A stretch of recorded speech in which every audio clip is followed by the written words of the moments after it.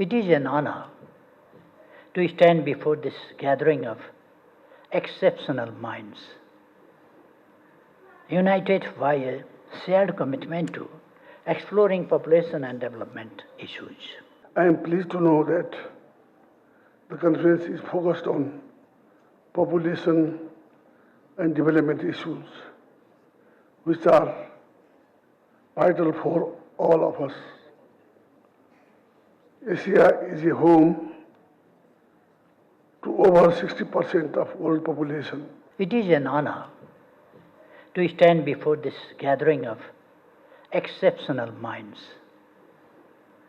united by a shared commitment to exploring population and development issues. I extend my heartfelt gratitude to the organizers for convening this conference, which promises to be an extraordinary exchange of ideas. To our international guests, I warmly welcome you to Kathmandu Valley, a place rich in heritage and blessed with pleasant weather. May your stay here be both fruitful and memorable. We meet at a critical juncture in human history, a time that calls for decisive action to build global peace and prosperity. Our collective responsibility is clear. No individual anywhere in the world should suffer the indignity of lacking food, shelter, or basic necessities. 8 millions do. Addressing this requires robust investments in agriculture production and sustainable resource management. Today, our planet is home to 8 billion people. The global fertility rate stands at 2.2, and 10% of the population is aged 65 or older. In some regions, such as East Asia, Europe, and Northern America, this figure extends 20%. The rise in life expectancy should not be viewed as a fault, but celebrated as a remarkable achievement, an outcome of policies aimed at ensuring healthier, longer lives. Therefore, in my opinion, aging individuals should never be regarded as a burden. Rather, they represent a natural and anticipated consequences of social progress. The global fertility rate is not at an alarming level. However, overly cautious young couples are increasingly opting to limited births unnecessarily. A few decades ago, the policy of "we too, ours too" was widely advocated. Even in today's context, this approach should play a constructive role in sharing balanced and sustainable population policies. Ladies and gentlemen, these demographic transformations are profoundly reshaping the future of our societies, calling for innovative strategies and forward-thinking policies and address the emerging challenges and opportunities. Despite the remarkable progress of human civilization, deep divides persist: economic, social, and geographic, continuing to marginalize millions. These gaps fuel inequality and conflict. To grow and prosper as a global community, we must focus on uplifting the most vulnerable among us. Migration and defining trend of our era reflects the search for opportunity and hope. Yet, its management remains a pressing challenge. It demands a coordinated, human, and sustainable approach, underscoring the necessity of global collaboration. This conference is uniquely positioned to address these critical issues. At a time when fertility rates are declining and populations are aging, especially in Asia, we must explore the implications for our economies, societies, and welfare systems. The aging population in countries like Japan, where one third of citizens are over 65, or Nepal, where 1 in 10 is aged 60 or above, highlights the urgency of adapting our policies. Nepal itself is experiencing profound demographic shifts. A skewed gender ratio at birth, with 112 males for every 100 females, and the uneven population distribution, 54% residing in the plains, while only 6% remains in the mountains, present challenges that demand immediate attention.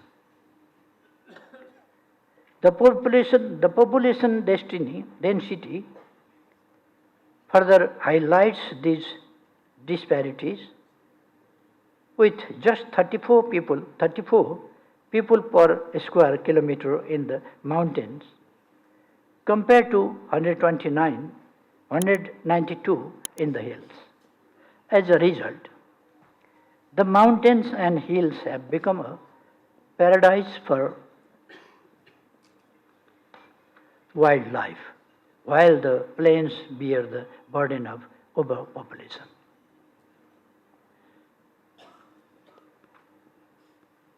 This necessitates the adoption of equitable and inclusive development policies. To encourage individuals to remain in their places of birth, it is essential to ensure the availability of daily necessities.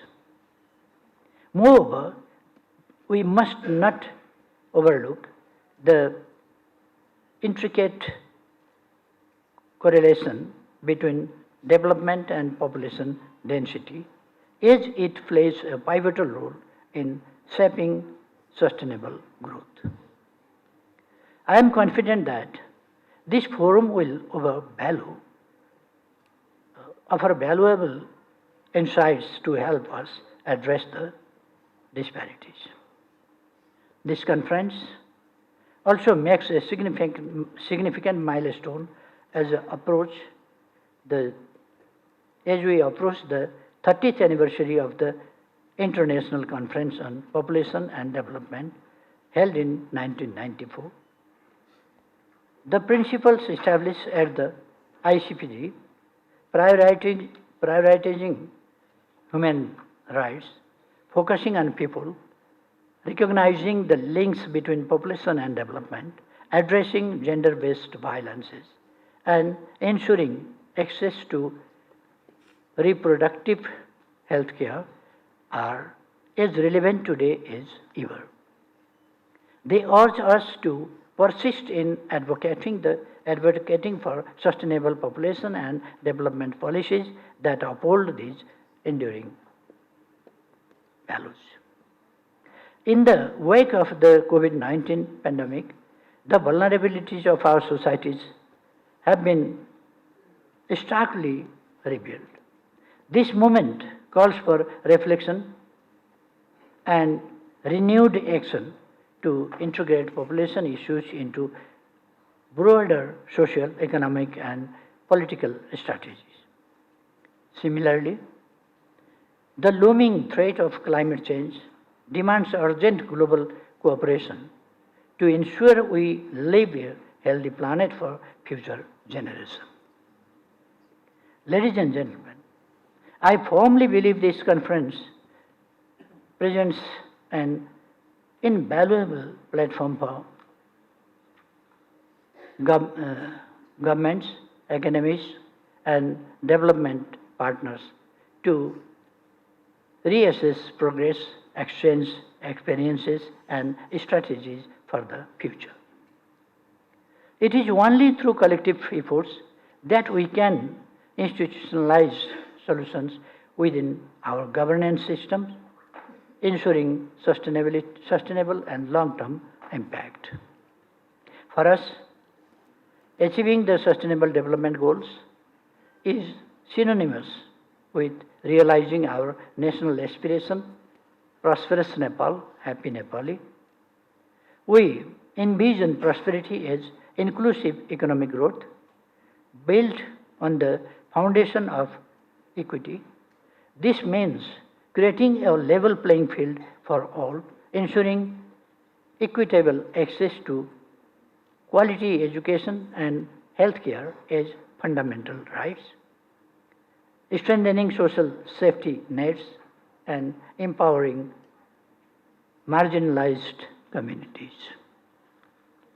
For Nepal, the happiness of our people is the ultimate measure for democratic success. To us, happiness represents human development and well-being rooted in shared prosperity. It is reflected in access to justice, protection of human rights, and economic opportunities for every individual. Achieving this vision demands more than dialogue. It calls for decisive action. Let us commit ourselves to translating these aspirations into tangible outcomes. Technology, innovation, and capital must serve humanity, not just profit. As we mobilize these resources, let us commit to narrowing the gap between rich and poor, creating a world where dignity, health, and hope are universal rights. Above all, our efforts must remain steadfastly focused on serving both people and the planet. Friends, Nepal, the land of Mount Everest, the birthplace of Buddha, and the sacred home of ancient wisdom, teaches us real resilience, compassion, and unity. Let these values guide our deliberations. Let us send a powerful message to the world. No one should be left behind. As the challenges before us grow, we too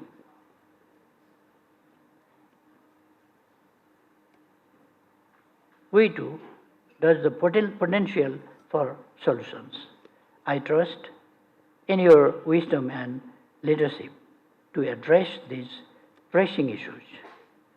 Together we can build a more harmonious and prosperous world. Thank you, and I wish you a successful conference and a pleasant stay in Kathmandu.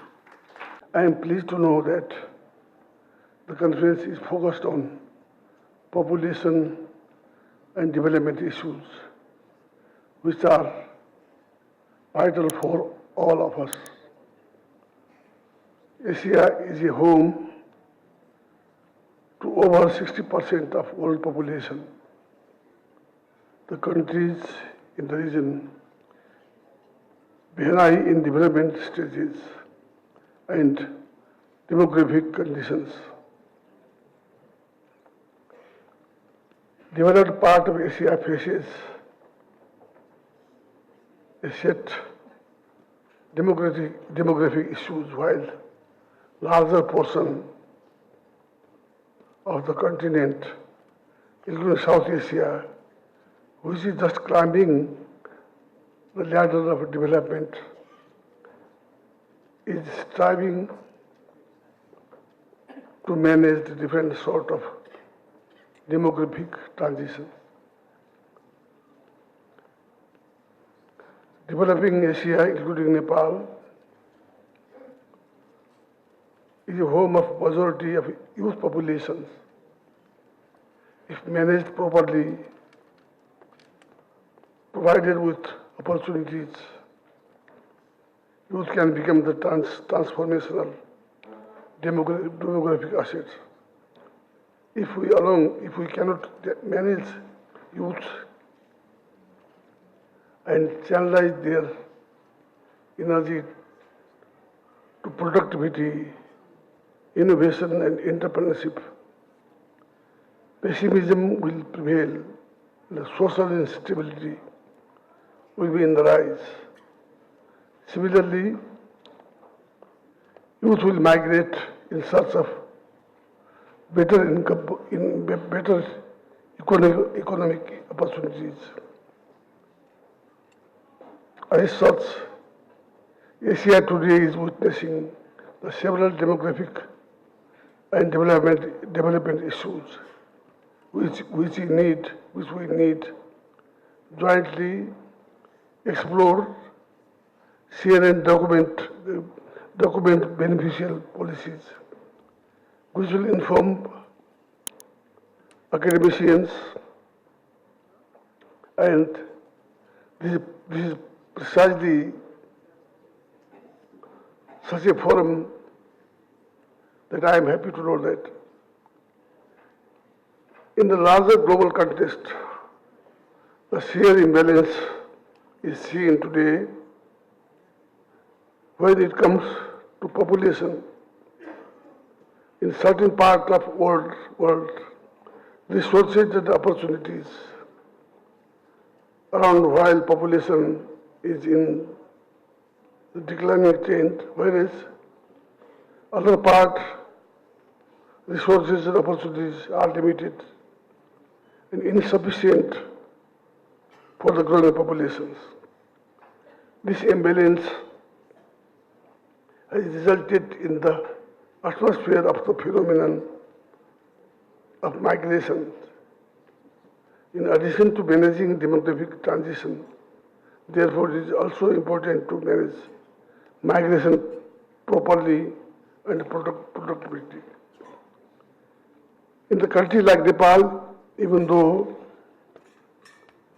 we have met 47% of SDG goal, universal access to safe motherhood and newborn health care, as well as care for children under the age of 15 years still poses a big challenge.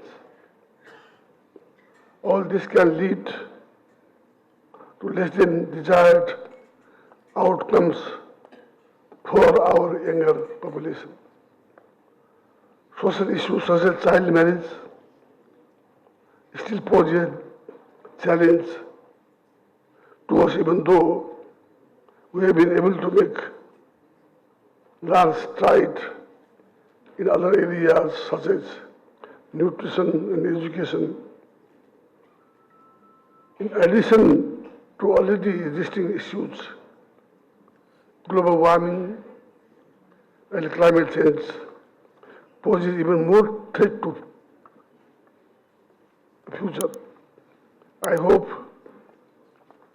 the deliberation of this conference will give us landmark directions in tackling the issue related to overall human well-being and process across many key sectors.